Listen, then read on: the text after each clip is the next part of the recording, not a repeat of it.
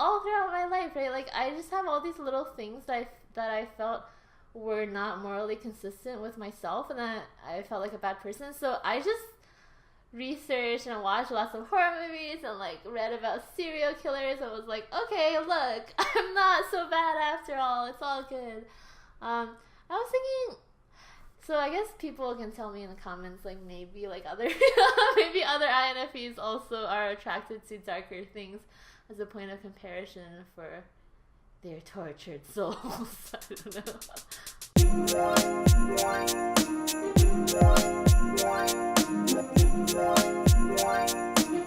What was that thing you were initially saying, the difference between perceivers and judgers? Because I'm not sure if I necessarily commented on whether I agreed with the judger part of that. Oh yeah, you said that introverted people tend to like be perfectionists, and then I said that for perceivers, it's like the perfectionism applies to their actions and behavior just in terms of that itself. Maybe it's like perceivers, it's more like they want themselves to fit into a situation rather than they want the situation to like be perfect for them. So I've always like wanted to have a completely consistent mode of valued behavior that I execute upon the world. It doesn't matter that the world is like so messed up. Like I just accept that the world is really fucked up. But I want to act in a perfectly moral way within it. And now I don't, because now I hear myself saying that. I'm like, that is so messed up. Like, you just gotta chill out. But I think all of my life I wanted to like just be a perfect person within a messed up world. Right. Yeah, I think that might be specifically for like FI DOMs and maybe even TI DOMs, where TI would be like, I just want to operate like perfectly logically in this world. For judges, it's their actions in terms of how or whether it can bring about a change to make their environment ideal. For the judger, you might be like, oh, everything can be so perfect. Like, I can make everything perfect, right? Like, I can make all the circumstances perfect, or I can make this situation perfect. You want control over a situation? Yeah, that's actually so spot on for me. Wow. Yeah.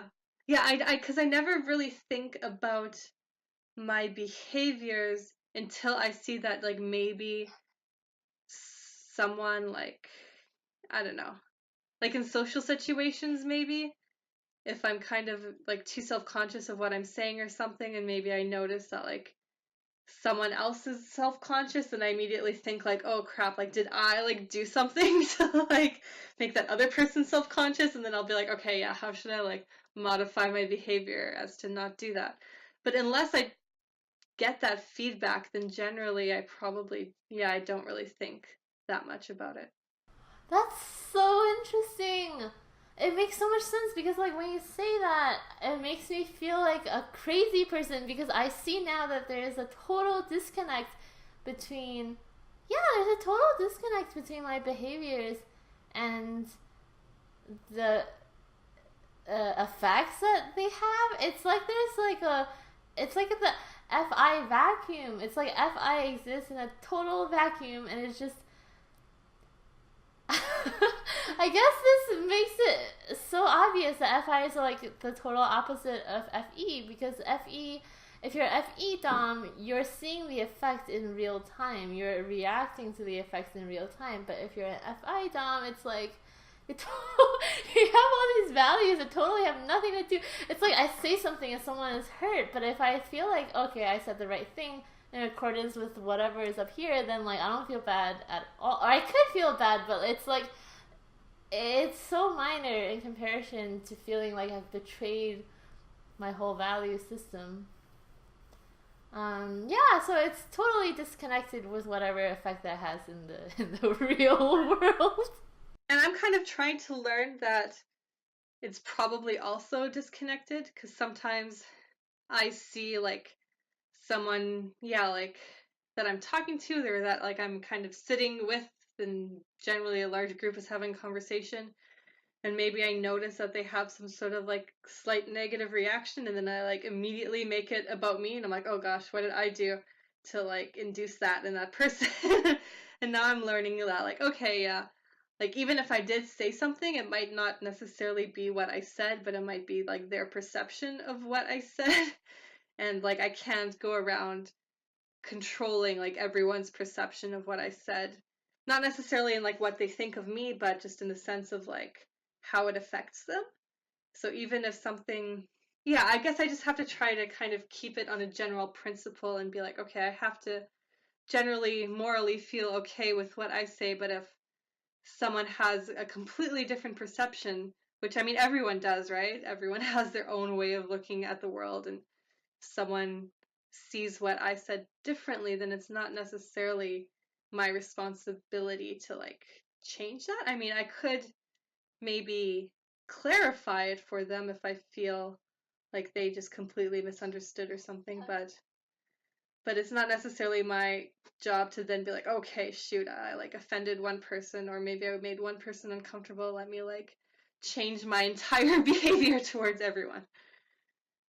Whereas I think before I kind of did think like that, and that's why I just tended to kind of, I don't know, I think I kind of kept myself with people that maybe were less reactive in that sense, or maybe less judgmental, or I don't know. But I guess talking about perceptions, it was also that I kind of perceived their negative reaction in a certain way when maybe like that wasn't necessarily true.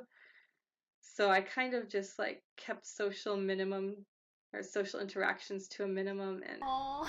so that I like wouldn't do something to hurt someone. So now I'm kind of trying to like unlink that correlation that I think NI picked up on,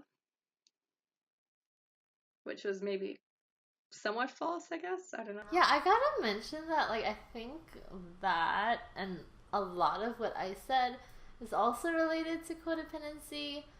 Yeah. Right? Like, that's the whole thing that's like you feel like if narcissism is how you feel like other people were responsible for you feeling a certain way, codependency is like you feeling responsible for someone else feeling a certain way. Right. So yeah, just a disclaimer that maybe that's not type wide. Yeah, it might not be like an INTJ, INFP, or IN thing. It might just be like. Although I do think that INTJs have a weird tendency to want to interpret everyone's behavior and kind of have this model in their head of how like human behavior works so that they can kind of accurately navigate social situations. So I think maybe that might be true, and other INTJs can tell me if they relate to that, but maybe I took it like one step further with some additional behavioral stuff on top of that. That's interesting, because I feel like I'm continuously building a model of my own behavior. It's like because I'm infinitely tolerant of everyone's behavior. This is why, like, I love literature and film. You see, and horror movies, you see all sorts, like, this whole range of human behavior. And it's really nice. Like, this is why I play therapist to so many of my friends. Like, so many. I know you play my therapist, and I'm, like, eternally thankful for that. But actually, like, if you could see how so many of my friends and casual acquaintances, that's a weird part, right? Like, a casual acquaintance would just call me and, like, divulge their whole life story, because I just listen and I'm like, yeah, I mean, totally understandable what you did.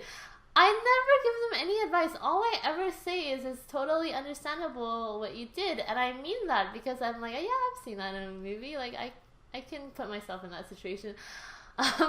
But to have the same sort of acceptance towards myself is like a near impossible feat. So I'm always building this model of like how my own behavior fits with myself. I was gonna say how it fits with the world, but I don't even care how it fits with the world. It obviously doesn't fit with the world. Otherwise, I would be like FE. But so it's like, I guess it's so arbitrary, like where my values lie. I guess it's like SI values that have just morphed over time. Like, delusional. That's really interesting because I think as a judger, I do kind of like try to understand my own behavior as well.